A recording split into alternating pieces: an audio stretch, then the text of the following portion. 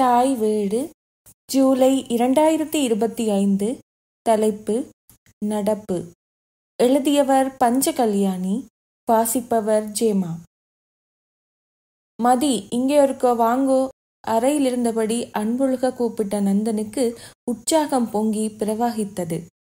கைத்தொலைபேசியில் எதையோ பார்த்தபடி காதை வெளியில் விட்டு கொண்டிருந்தார்.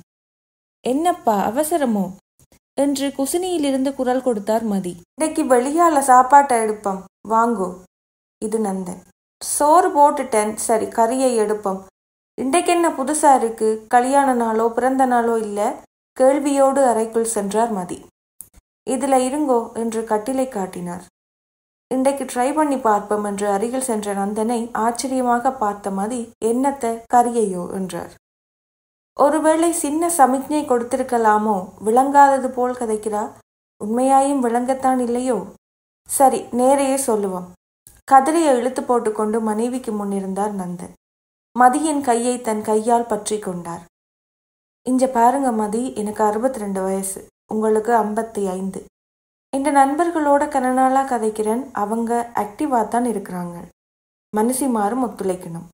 நாங்க தான் கனகாலமா ஒன்றுமில்லாமல் இருக்கிறோம்.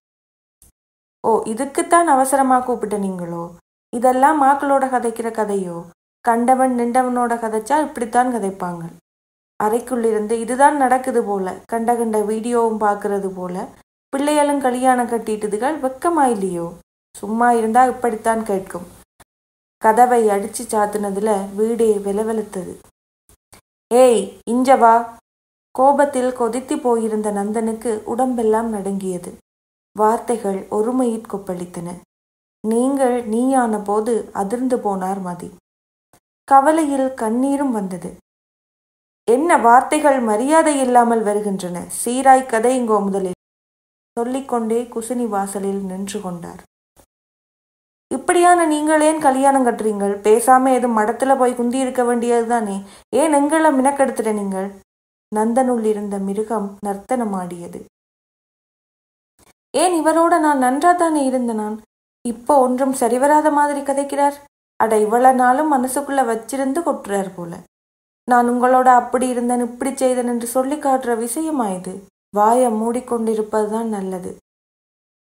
மதி மனதிற்குள் பேசிக்கொண்டார். ஊருக்குள்ள ஒருவரும் செய்யாததையோ கேட்கிறேன். மற்றவங்கள் மாதிரி கேட்காமல் செய்ய எனக்கு இயலும். நீ பாவம் என்றுதான் உன்னை கேட்டு நான். வேற யாரையும் கேட்கணும் என்றால் சொல்லு, அதுவும் எனக்கு இயலும். இந்த கதை மதியை சிறிது ஆட்டம் காண வைத்தது. தலையும் சுற்றுமா போல இருந்தது. குசினி கதவை இறுக்கி பிடித்து கொண்டார். இடிச்ச புலி மாதிரி நிக்கிற, அதான் படிச்ச பிள்ளைய கட்ட வேணும் என்று சொல்றவங்க. ஏயலோட வீட்டுல குந்தினதுகளுக்கு இதங்க விளங்க போகுது. சரியான பட்டிக்காட்டுத்தனமா எல்லாம் இருக்குது. கணவனும் மனைவியும் உடல்றது கொள்வது தீட்டா. பிள்ளைகள் கல்யாணம் செய்து தம் வாழ்க்கைக்கு போய்விட்டார்கள். அதுக்கும் இதுக்கும் என்ன தொடர்பு? நான் அம்மா வீட்ட போறேன், நீ உன்ற பாட்டப்பார். கடைசி அஸ்திரத்தை வீசினார் நந்தன். பதிலுக்கு காத்திராமல் அம்மா வீட்டிற்கு மோட்டார் சைக்கிளை முறுக்கினார். எல்லாமே வெறுமையானாற் போல் இருந்தது மதிக்கு. காமம் ஒரு பேய்தான் போல. இவ்வளவு காலம் கட்டி காத்த மரியாதை, அன்பு, பாசம் எல்லாத்தையும் ஒரு நொடியில தகர்த்து விட்டதே. யாரும் இந்த ஆளை தேடி வந்தால் என்னத்த சொல்லுறது? தாயிற்கு என்னென்ன சொல்ல போறாரோ? மனசு என்னத்தை ஓதுதோ? எதுக்கும் என்ற நம்பிக்கை கோல் எடுப்போம். இதை பற்றி என்னென்று கதைக்கிறது? அவள் என்ன நினைப்பாள்? பரவாயில்ல, சும்மா கதைப்போம். ஹலோ ரதி, நான் மதி கதைக்கிறேன். சொல்லு மதி, ஏதும் அவசரமோ? மத்தியானம் எடுத்திருக்கிறாய்? ரதியின் பேச்சில் அவசரம் தெரிந்தது. இல்ல, சும்மா எடுத்த நான். கனகாலம் கதைக்கல, ஞாபகம் வந்தா போல எடுத்தனான். பிறகு மறந்து போடுவேன்.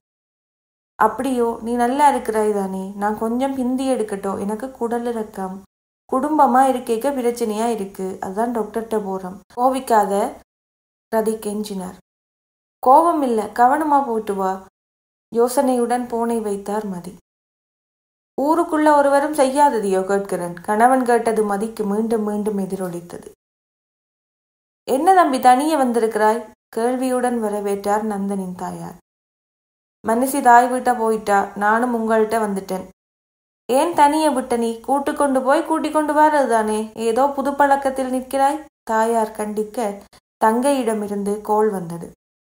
பொறன வாரன். ஹலோ சொல்லு. அண்ணன் அம்மா விட்டையோ நிக்கிற? அண்ணி கோல் எடுத்தவா?